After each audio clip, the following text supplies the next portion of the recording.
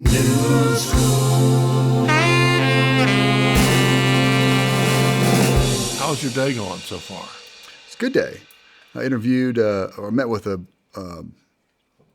guy from an insurance broker recently, that I met through PNC. We're just mutually trying to find ways to help each other. Good. I've never really cracked the code on doing cyber stuff for insurance people. Uh-huh. They got kind of their pre-approved list of vendors, and Yeah. cracking into that's been tough. So we had a good conversation about how we help each other. And then I sat down and interviewed a former Kiowa pilot, a guy who flew Kiowa helicopters in the military. What's the Kiowa? It's a little one.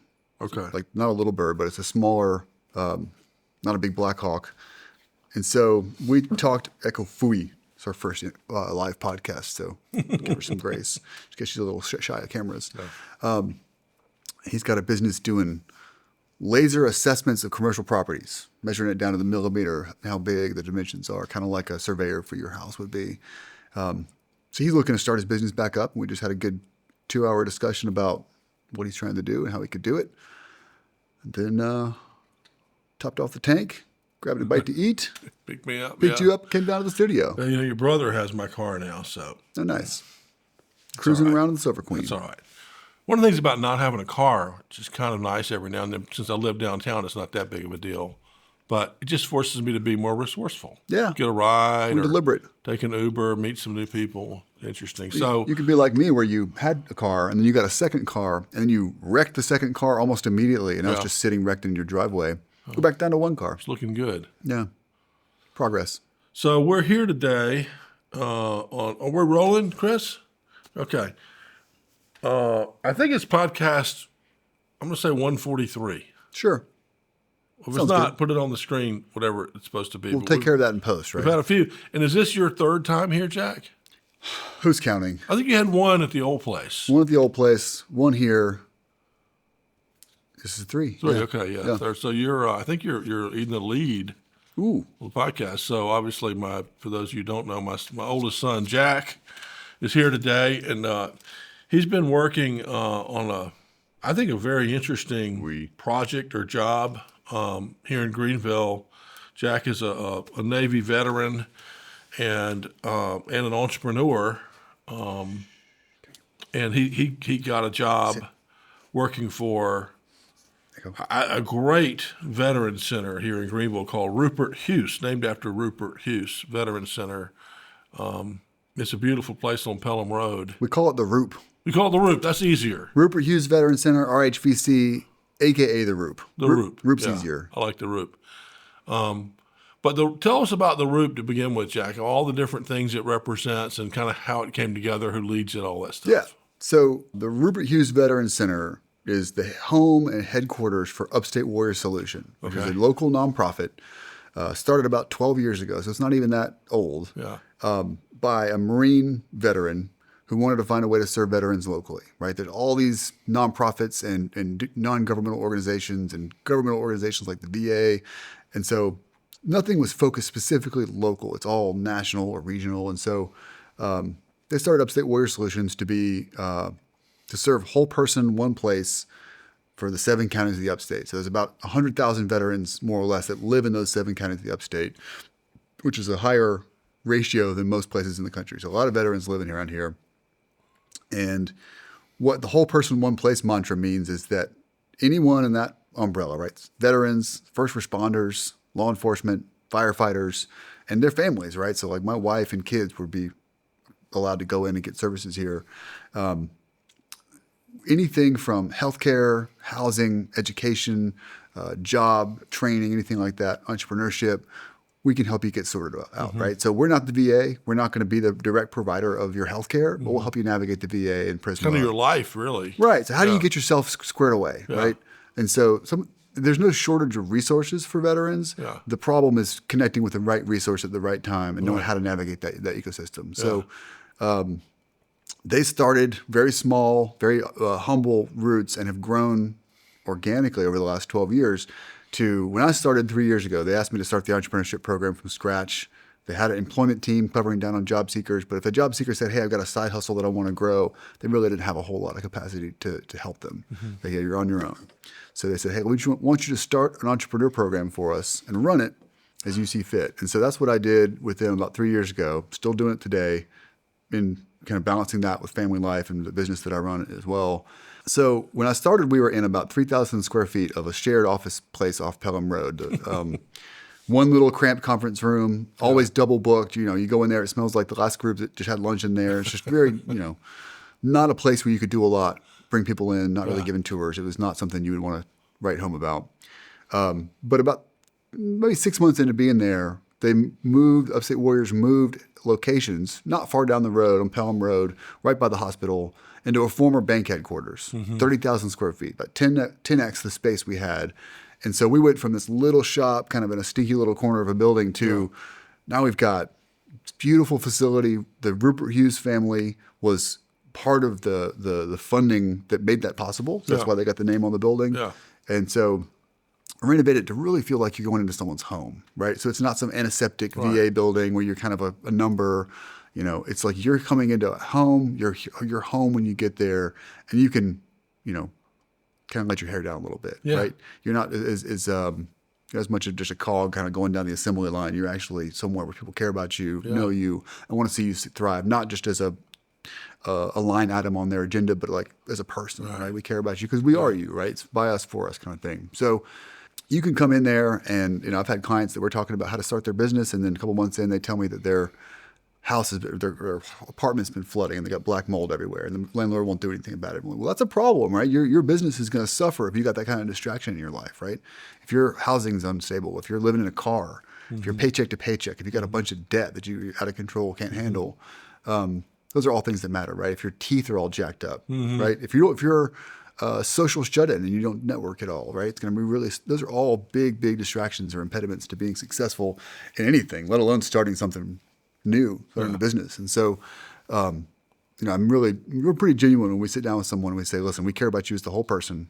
And if we're sitting down and talk about your business doing landscaping or whatever, but you tell me X, Y, or Z, we're going to take care of it, right? And I'm not going to be the person that's going to provide your medical care or be your debt consolidation person, but like we'll figure it out. Right? One thing I love about that, your veterans are coming to that center to get an array of services that can help them kind of get their civilian life together. That's right.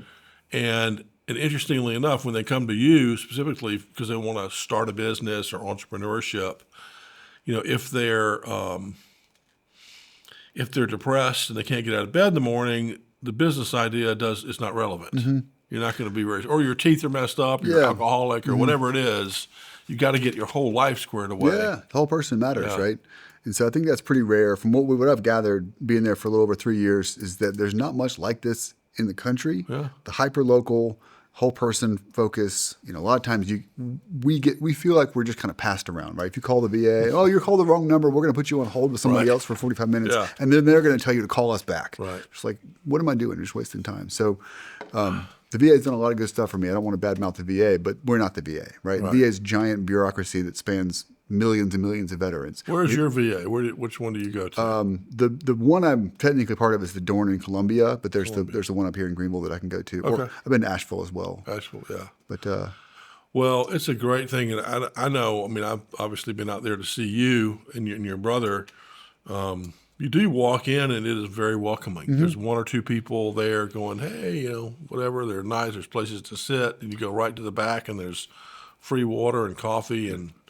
The cool thing on top of that is you never know what you're going to run into when you walk in those doors. When we had 3,000 square feet, there was no room for activities, right? We had all these community partners. We modeled the Upstate Warriors idea around being a hub with a bunch of spokes kind of off it, so we can or central, crossing roads for all these different things. You got healthcare, you got banking, you got job, employers and all this stuff. So all these community partners used to be out there, right? We're in here, this little stinky office. We're going to send you out there to go connect with somebody else on another day, another time. Now we've got more than 50 tenants in the building. 50. Wow. Most of them are community resource partners, right? So there's a Prisma rep in the building. There's a Clemson University rep in the building. So instead of sending you across town another date and time. You got to take time off from your job again. You just walk you down the hall and let you talk to Fred and from Prisma or whatever. So the other benefit from having all those resource partners in that room for activities is that you get, like yesterday we had a local radio host coming in. He comes in like once a quarter and does spots for all the different people upstate Warriors that are doing stuff and just broadcast it, talk about it. They also, Ingalls sponsors it. So Ingalls sponsored lunch for veterans. And so you had probably 100 plus. Most of them are older veterans, wearing their unit hats, coming in, having lunch, talking, and getting to know them. I sat down with Echo and talked to a Navy vet for 30 minutes. And so you never know what you're going to run into. One time I came in the door and it was the Royal Scottish Fusiliers, the color guard from Scotland, who is partnered with like the Highlanders in Greenville in the upstate, and they make a pilgrimage here every year, do a tour in their kilt and their regalia and everything, and they were doing a bagpipe concert in the lobby. A random Tuesday morning. You just bump into all kind of crazy stuff. So that's great. How many veterans do you think that you've coached so far in the last couple of years? So since we started, I've had it's at least 170 interviews with net new clients. A lot of them I've come back and talked to multiple times. They've come back for more stuff. We're closing in on 200 though, so we should clear 200 probably end of the year easy. Yeah, that's cool. I imagine you've learned a lot in that time. What to do, what not to do, good idea, bad idea. Can you pass on, without giving out any details? Can you pass on any like high level things you've learned, good and bad? Sure. So a couple of trends that I've seen is personal observation stuff that I've experienced on my own. Wouldn't necessarily have thought about it as being a trend until I see it in dozens of other veterans. But number one is we don't know the first thing about how to get a business funded, right? If I'm going to Afghanistan to do a mission, there's zero part of my brain dedicated to figure out how to pay for that mission, right? It doesn't exist, right? So someone's thinking about it. It's not someone in the chain of command where I was. Second is marketing, right? So every business needs marketing so people know they exist, right? Why would I need this business? Again, most military people, unless you're the public affairs person, there's zero marketing in the job. It might even be anti-marketing, right? So in the SEAL teams, you don't talk about what you do. It's in our creed. You don't advertise the nature of your work or seek recognition for what you do. For a good reason, right? You don't want people scrutinizing what you're doing or operate in silence in the shadows kind of gives you more freedom of movement, lets you operate more successfully, whatever. When you come out and that's your default mindset is don't tell anybody what I'm doing, it makes it real hard to start a business that's going to get anywhere because nobody knows what you're doing, right? You're a nobody. And so those are the two things that I've seen people coming through our program, me included, struggle with, right? Funding, marketing. Okay. The last kind of, across the board observation is that when you come out of working for the Department of Defense, right, whatever branch of the military, highly structured, highly bureaucratic, there's some benefits to that, right? So if I had an admin issue, I can walk down the hall to our admin shop. They got it all figured out. There's 20 admin pros working in the admin shop. That's all they do. Paperwork. What do you mean by admin? What do you think I mean by admin?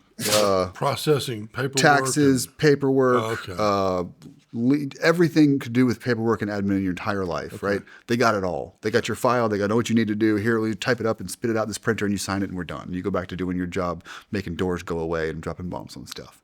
So you've got your career on rails, the progression. I joke to people that becoming a SEAL is easy because you know the steps, right? It's hard steps to do, but like from me sitting in the Fluor office, wanting to do something radically different to checking into SEAL Team 1, every step of the way was published online, freely available to anybody. You knew what was coming. There was no ambiguity about what it took to get there, right? So hardest thing to do in the world, but the steps are painted for you, right? Versus entrepreneurship, really anything in the civilian world, but entrepreneurship in particular, nobody's telling you what to do. There is no paint by numbers to become an entrepreneur. There's a million different ways to do it, right? Every business has its own kind of snowflake. And so, that ambiguity of what do I do, very tight shot group when you're in the military. I know what to do. I know what not to do. My performance eval tells me where I am in that measure, and I can kind of use that to navigate my career. When you get out, whether it's a civilian job or you're starting your own business or whatever, there is none of that, right? Especially in entrepreneurship. There is no roadmap to success. You kind of have to make it up as you go. And so a lot of people kind of falter because they're just part of their brains expecting some sort of top-down dictation of what to do, and it's not coming. Yeah. For years, I thought I was going to get a phone call to tell me to pack my bags and go somewhere. No real reason to think that other than I've just habituated to thinking that way. Well, I think it's interesting because it's, veterans getting out of the service come out, and whether they were in 2 years or 20 years, they know about as much about starting a business as we would getting out of college. Nothing. Put that a different way. I don't want to interrupt you. Put it a different way. You know as much about, or we know as much about starting a business as the random Joe on the street knows about the SEAL teams, right? Yeah. You know what you see on TV and movies. Right. Right? Yeah. Well, I guess what I mean is when someone gets out, they know about as much as they would have known when they were getting out of school, which is hardly anything. Right. And so it just means they push that knowledge capture back by whatever. In your case, it'll be about 9 years. But the way to catch up on that, particularly these days with information so available, is with some mentoring, right? Like that's what you provide these folks is the good mentoring. And man, they don't. I was the same way getting out of college. I wanted to do some things, but had no idea how to do it. I'll just go to the bank, I guess, and borrow some money. That's and right. They're like, sure, be happy to. What's your collateral? I'm like, not sure what that means, sir. Yes. Well, I'll get back to you. Yeah. I'll get right back to you. Never So, I call them mean, again. someone can tell you how to do it. I think, like in the case of, I always wonder about this, but think about like a Mark Zuckerberg. He's 19 years old, just dropped out of Harvard. He's got this little, Facebook, face imaging thing for colleges. The Facebook? The Facebook that he's developed. I always think, well, I understand he's a good programmer, had a good idea. How did he know about cash flow and P&Ls and hiring people and going public and borrowing money? And, and he I hired think, somebody, didn't he? Well, I think that's what happens. I think when you get like let's just call a big VC, big venture capital company said, we're going to make a bet on this thing. Right. And they get 30% of the company and give the guy a bunch of money, but they also have a board seat and they also provide some help. Yeah. Like, what do we have to do here? We got a guy who can show you how to build a building. We got a guy who can show you how to hire people. We're going to help you. This employee over here, we know real. And then they just kind of set the table for him. Yeah. You think? I think that's fair. And I think that there's a myth of the idea of the self-made entrepreneur, somebody who did it all themselves. Yeah. I don't believe that for a second. I've never seen someone who's like, I did everything. I did the accounting, I did the sales, I did the marketing, I did the product development, I did the engineering. Yeah. No, you didn't. Yeah. No, show me that person. I've yet to see him. So I really think that it takes a team. Again, but the military, that team is highly structured, right? Yeah. Everyone's got their defined roles already. The mission is kind of passed down to you. You're not choosing your own missions, and so.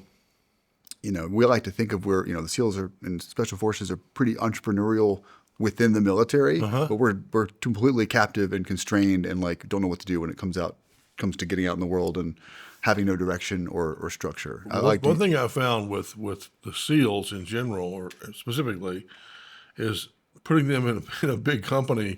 Probably not a good idea. No, unless you're going to give them complete autonomy and some oversight, but a very wide latitude. Yeah.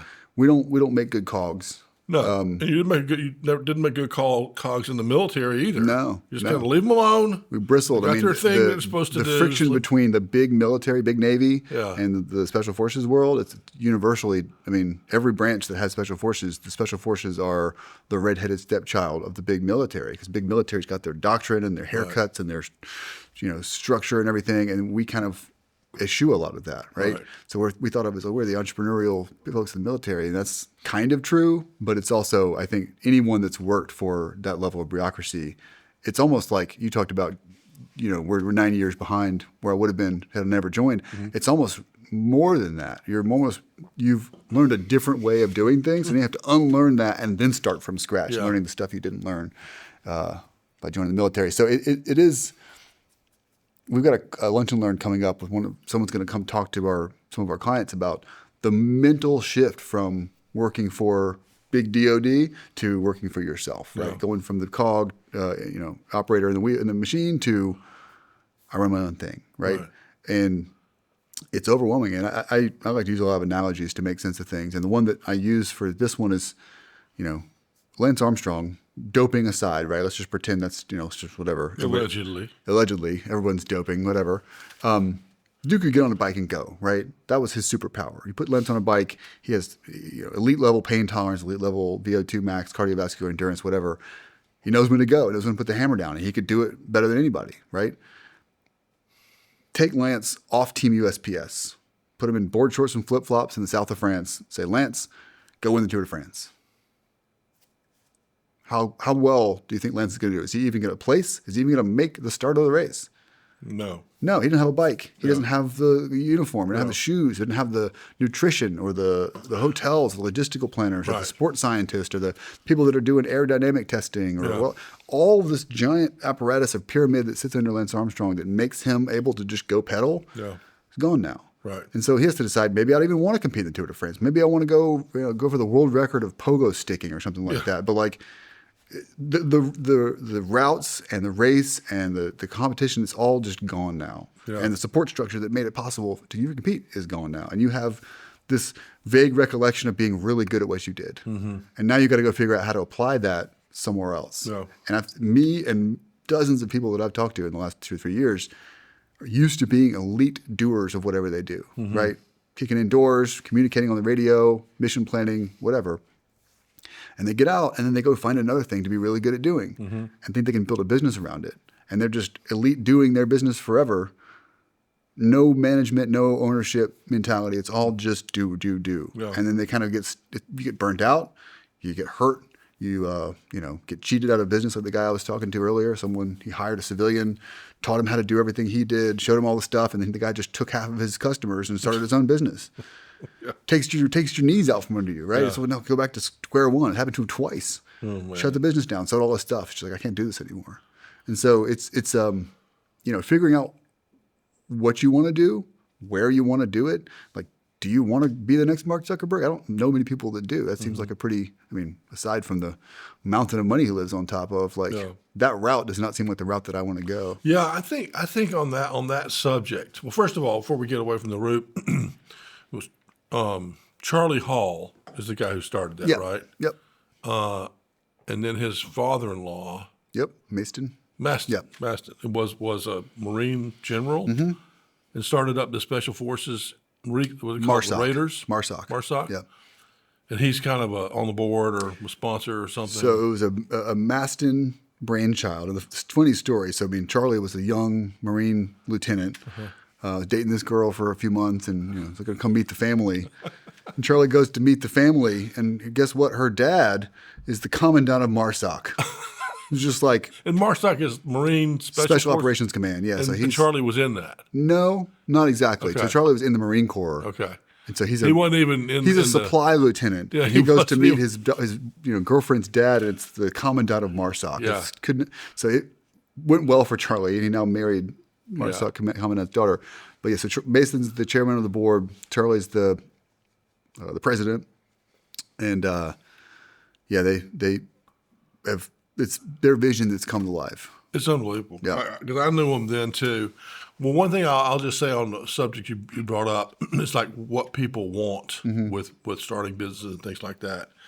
I think it's easy to get carried away with Steve Jobs and Zuckerberg and Elon and some of the stuff that they're doing. And kind of with the all or nothing mentality. It's like, well, I can't do what Zuckerberg did, so therefore it's not working for me or something. Yeah. Versus saying, what can we do? Yeah.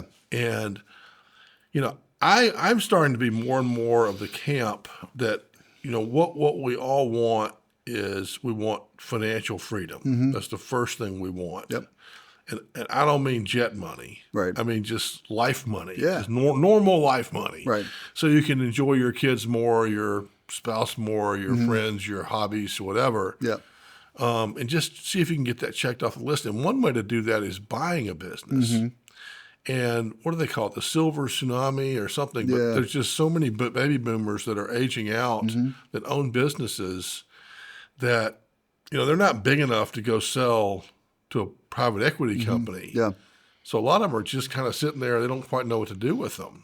So, finding something you like to do. If somebody was really good at landscaping or whatever it was, to find someone in that business that's Mm-hmm. older, get that business, and then create that freedom Yep. as a rung on the ladder. Mm-hmm. And if you want to get bigger after that and say, maybe we should take this regional, Mm-hmm. maybe we should take this up the East Coast, and then you can start thinking maybe one day you are Zuckerberg. That's right. But don't try to be Zuckerberg or nothing. That's right. Yeah, and Zuckerberg wasn't trying to be Zuckerberg when he started, No, he right? He wasn't. had a cool idea for how to keep track of all the hot girls on campus. I mean, that was the genesis of that idea. No, you're absolutely right. I mean, the opportunity to buy a business is twofold. One is there's a bunch of businesses that are available, Yep. right? There's also, it's easier to fund, right? So How does it work with the veterans with the funding? So there's some set asides and some advantageous, the 7A, whatever, if it's an SBA program. 7A, SBA, That's 7A. it's called? Yeah. So just in general, I mean, if you're not a veteran, it's easier to get bank money to go buy a business that exists already than it is to fund a business that doesn't exist. So I'll give you an example since I asked you the question. But, the SBA will loan currently up to $5 million for a business that you have to show them the financials and get them to agree it's a good deal, right? And they'll fund up to 90% of the purchase price. So if it was going to cost $5 million, for the company, let's just say it was going to cost $1 million for the business. Lay down. They'll fund 90% of $1 million is $900,000. So you would be on the hook for $100,000 to buy a business that cost $1 million. And you could get that if you had no money, I mean zero, you could get part of that money, up 5% of the money from the owner. Yep. So we're going to do an owner financing for 5%. You get the last bit of it from an investor Yep. and say, we're going to pay you a hefty return on that, whatever. And you could get that business. And if you ran it well, you could make your $200, $250 a year, grow it, and you'd be there. Yeah. And that's a lot easier to do Yeah. than to say, I'm going to come up with an idea and then I'm going to start it and try to find the first customer. Yeah. That's so hard. So hard. And it's something that, if I've talked to 200 people, maybe 5 have even expressed any interest in looking to buy a business. Sometimes looking for a franchise, even if you're looking for a pure business for sale. And so I try to work it in as at least a thought, right? Yeah. If there's a business out there that's already doing what you're doing and the owner's getting old and doesn't have an heir or a kid they want to pass it off to or a number 2 or something, it's like they're waiting for you to call them and say, hey, I'm already doing what you do. We're competitors, but I'd love to talk about making this, equitable sale. So you get what you want. You see a trustworthy veteran take your business over, run it, be a good custodian of the thing you built, and you get your exit, right? It really seems like a win-win. It really is something that virtually nobody that I talk to, they all want to do pay the iron price of starting from scratch. My premise or my belief is they don't think about it because if they don't know much about it, their thought is, I don't have $1 million. That's right. Yeah. How about I pay for that? Yeah. And it's easier, I have to be, I really try not to be the dasher of dreams, the rain on the parade kind of guy. I try and just ask questions that help them realize where they are. But I mean, sometimes the search for funding is comical. Right? Hey, $10 million for the Ninjaplex and Mixed Martial Arts Dojo with a virtual reality center in the back for veteran therapy. I'm like, that's a fantastic collection of ideas that you have. But like, nobody on the planet's going to give you $1, let alone 10 million. Right. I mean, that's just so. Well, I would, again, another thing I would tell people, you probably tell them is if they're not ready yet, okay, they don't have the money, they don't have the experience, whatever, say, go work for someone in that field. And then when you come back for investors later, you can tell them, like our friend Mike Grozier, who's opening up True Line in Greenville. It's going to be kind of the next House of Blues. Yeah. Well, that guy, his whole career, he worked for, he built up House of Blues with a partner. He started House of Blues, and before that, what was it? Hard Rock. Hard Rock, yeah. Hard Rock. He was a GM for Hard Rock for like 10 years. Yep. Then he built up House of Blues, and now he's going to investors saying, I want to do it again, call it True Line. Everyone's like, well, sure. I'll bet on this guy. So, is there anything else you want to promote today, Jack? You want to talk about Cloudhound? Yeah, I mean, Cloudhound, I'll give you the 10-second shameless plug. let's do it. Cyber and fiber broker, independent, 100% commission. So if you've got a need for internet for your business, Yeah. and don't feel like calling the carriers, which I've never met someone that likes calling their internet provider.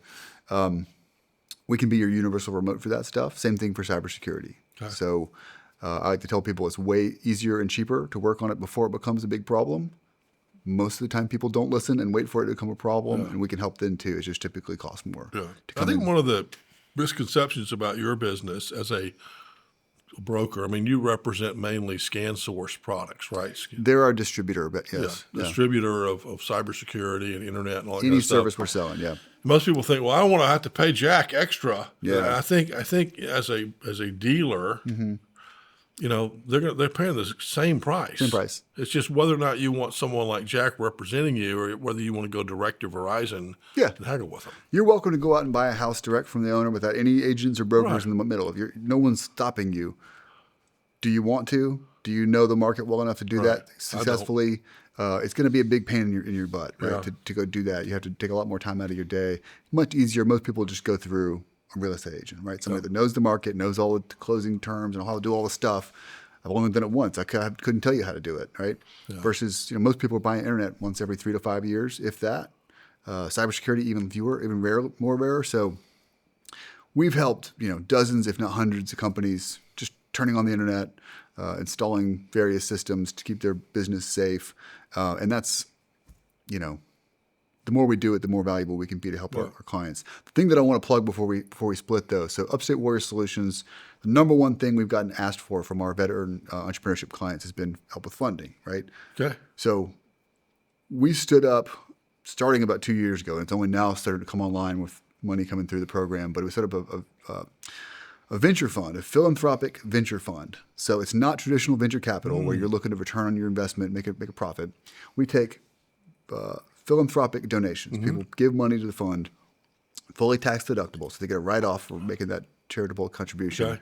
We pool it, and then we have a quarterly meeting with a review panel, mostly veterans, some experienced venture capital people on there, and we take the clients that I vet, the ones that are looking for money, get them all prepared, get their pitch ready, get their the business plan all squared away, and they pitch the panel, and the panel, not me, makes a decision on who gets the money. Okay. And so we just made our first investment, $40,000 in a company called Precision Anatomy, 2 veterans that have been incubating in our space at the Upstate Warriors since February of last year. And what is that product? Whew, that's a doozy of an industry. So Precision Anatomy, Echo, sit down. Down. They do high-end medical training and consulting, primarily using human cadavers. Okay. So where do they do the training? Usually on site. So they'll go to a medical university or sometimes they do off-site or something, but they don't have their own facilities yet. They have an office in the building, but they're not doing any cadaver-based stuff in our building. So you're never going to open the fridge and see, a foot or something in there. But the idea is that most of the time, current zeitgeist, surgeons, ER, doctors, trauma people, EMTs, people in the back of the ambulance, the first time they put their hands on a person to do a procedure, it's a real person with a real medical emergency. Kind of nerve-wracking if you think about it, right? Hey, the first time you fly this plane is going to be full of people, right? Well, that's not how you do it in aviation. So what Precision Anatomy is doing is they've stood up a willed body program. So when you donate your body to science, you check that organ donor box, donate your organs, what do they do with the rest of the body, right? Typically, it just gets cremated or buried. Willed body program allows you to take that human body, that specimen, and do training, professional, respectful, ethical training, getting the most out of that body, training as many people as you can on life-saving procedures so that when you go under the knife, that doctor's actually done it before on a human body, right? So that's what they're doing. They're kind of establishing a high standard in that industry that's pretty much do you know anything about the cadaver industry? When I think about it, I think about 1800s London where they're, grave robbers and doing weird experiments and stuff. And so it's a weird industry. It's weird to talk about, profit in human cadavers, but they're doing a really cool service. Yeah. And they're taking an industry that's kind of all over the place and trying to establish a standard to set for everybody else. Well, that's cool. So we'll put it on the screen, but if anybody wants to donate to that, it's a fund that Jack's helped organize that is for entrepreneurial vets.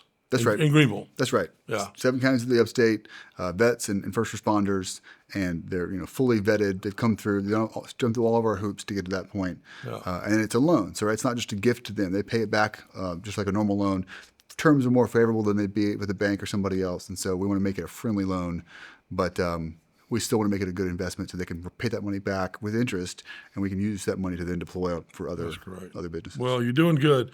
You seem to have adjusted as a veteran pretty darn well.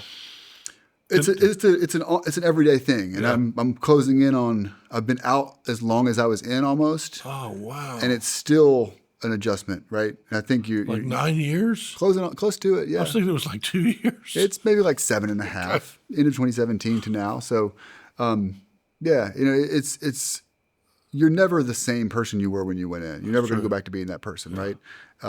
But you do grow, and you learn to kind of navigate the world differently, and really keeping your North Star, whatever that is, out in front of you and just going toward it is all you can do. Yeah. So for me, that's family, right? That's why I'm here.